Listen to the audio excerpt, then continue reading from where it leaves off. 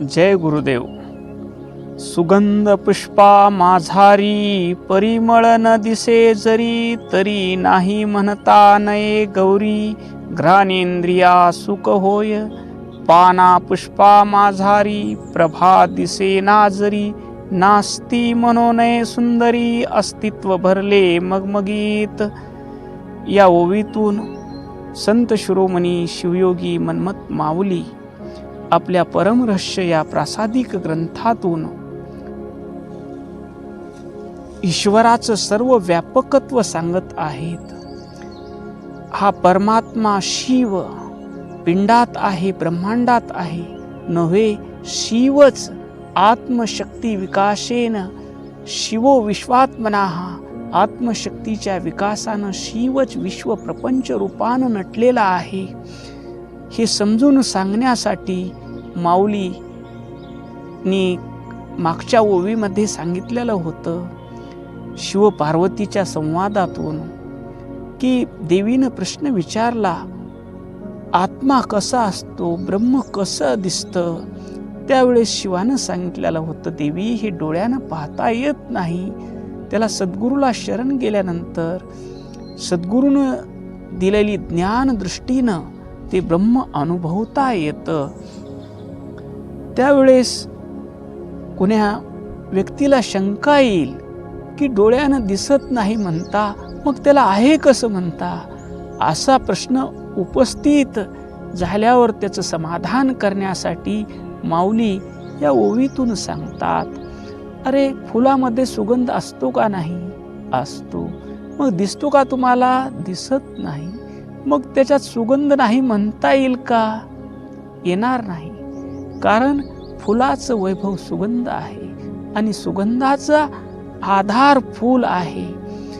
सुगंधाशिवाय फूल पूर्ण होत नाही आणि फुलाशिवाय सुगंध पूर्ण होत नाही. जरी तुम्ही नाही म्हणाला, दिसत नाही, तरी त्याचा सुगंध तुमच्या घ्राणेंद्रियाला अनुभवास येतो. त्याचं सुगंधाचं घ्राणेंद्रियाला सुख होतं. आणि आणखीन एक दृष्टांत देऊन सांगतात, एखादं सुंदर वृक्ष आहे, वसंत ऋतूमध्ये हिरवगार झालेले पानं आहेत. ती पानाची प्रभा, त्याच्यातलं चैतन्य, त्याच्यातलं सौंदर्य, पाना फुलातलं, ही कशाच्या आधारावर आहे. तो आधार, त्याचं अस्तित्व दिसत नसलं तरी त्या चैतन्याच्या अस्तित्वानंच ते वृक्ष आपल्याला दृष्टीस पडतं. या ओवीला माऊली म्हणतात की परमेश्वर चराचरात व्यापलेला आहे, पण त्याला जाणून घ्यायचं असेल तर एकच उपाय आहे, सद्गुरूला शरण गेलं पाहिजे. शरणांगती म्हणजे कशी हो, भावार्थ तो पाहिजे बहुगोड, जैसा इक्षुदंड चवीन सोडी. जसा ऊसाचं उदाहरण दिलं जातं अध्यात्मामध्ये. शरणांगती कशी असावी, त्या ऊसासारखी असावी. त्याला तोडलं, कोयत्यानं त्याला तोडलं तरी खाणाऱ्याला गोड लागतं. गुडघ्यावर ठेवून मोडलं तरी गोड लागतो. तोडिता मोडिता सोलिता, दातानं सोललं तरी त्याला राग येत नाही. तोडिता मोडिता सोलिता पिळिता, चरकामध्ये घालून पिळलं तरी त्याचा रस गोड लागतो. अग्नीने जाळीता चवीन सोडी, त्याचा अग्नीवर ठेवलं ते आदन तरीही त्याची गोडी तो सोडत नाही. भावार्थ तो पाहिजे ऐसा बहुगोड, जैसा इक्षुदंड चवीन सोडी. तोडिता मोडिता सोलिता पिळता, अग्नीने जाळीता चवीन सोडी.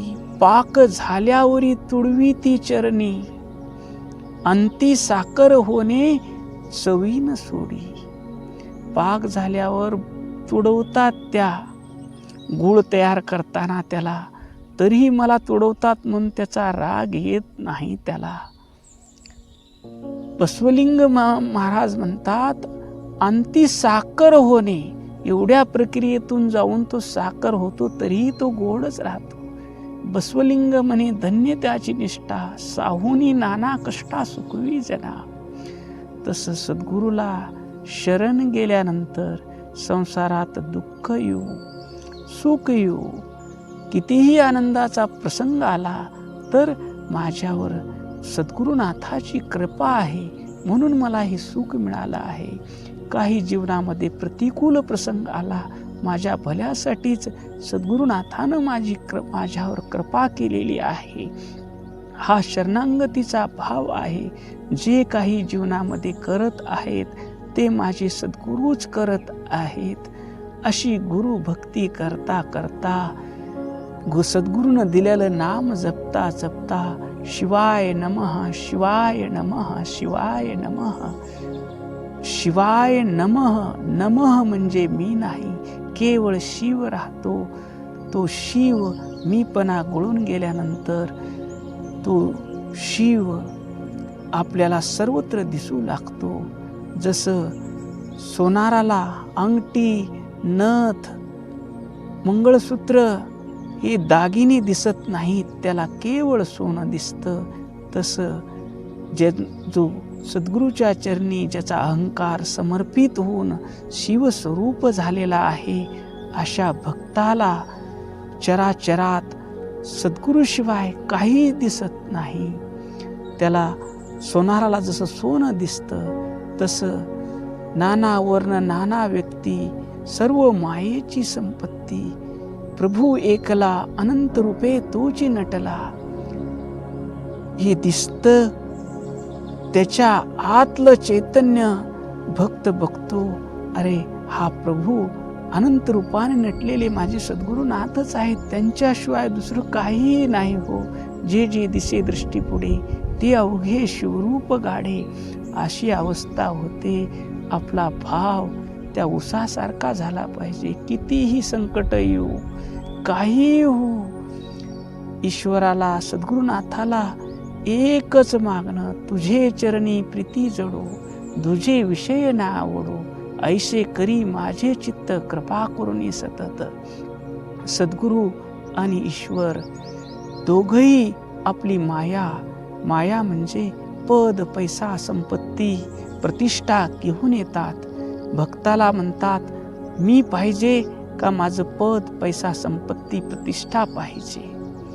त्यावेळेस 99% लोक त्या ईश्वराच्या मायेमध्ये पद, पैसा, संपत्ती, प्रतिष्ठा या बंधनात अडकतात आणि लाखातून एखादा भक्त मला सद्गुरुनाथ तुमचे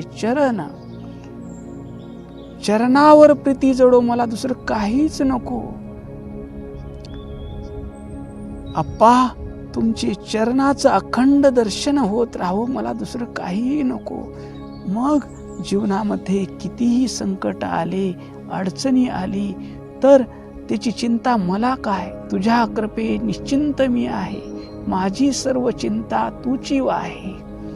आणि जो सद्गुरुनाथाला समर्पण करतो त्याच्या जीवनाची सर्व व्यवस्था तो भगवंत सद्गुरुनाथाच्या रूपानं अवतरित झालेला भगवंत सगुण साकार, त्या भक्ताच्या जीवनाचा भार ते सद्गुरुनाथ सांभाळतात.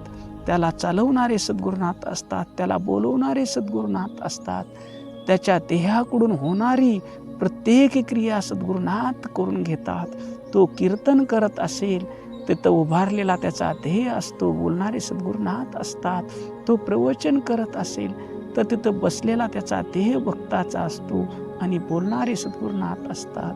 तो पूजेला बसलेला दिसतो पण पूजा करताना तिथं सद्गुरुनाथच असतात, कारण तो काया वाचा मनानं सद्गुरुनाथाच्या चरणी समर्पित झालेला असतो. अशा भक्ताला तो परमात्मा सर्व सृष्टीमध्ये नटलेला दिसतो, त्याची त्याला अनुभूती येते. हेच माऊलीला या ओव्यातून आपल्याला सांगायचे आहे. महादेव म्हणे प्रसादाची वेळ, सुषुप्तीत काळ दौडू नका. महादेव प्रभू म्हणतात, हीच मानव जन्म म्हणजे प्रसादाची वेळ आहे. पद, पैसा, संपत्ती, प्रतिष्ठा या लटिक्या व्यवहारात तुम्ही गुंतू नका. भगवंताचा ज्ञानरूपी प्रसाद घ्या. सद्गुरूचं अनमोल वचन हृदयात जतन करा. फक्त शिव सत्य आहे आणि तोच विश्वरूपाने नटलेला आहे या भावनेत अखंड राहून तुमच्या जीवनाचं कल्याण करून घ्या. हाच उपदेश माऊलीला आपल्या परमरहस्य या प्रासादिक ग्रंथातील प्रत्येक ओवीतून तुम्हाला आम्हाला द्यायचा आहे. ओम शांती शांती शांती.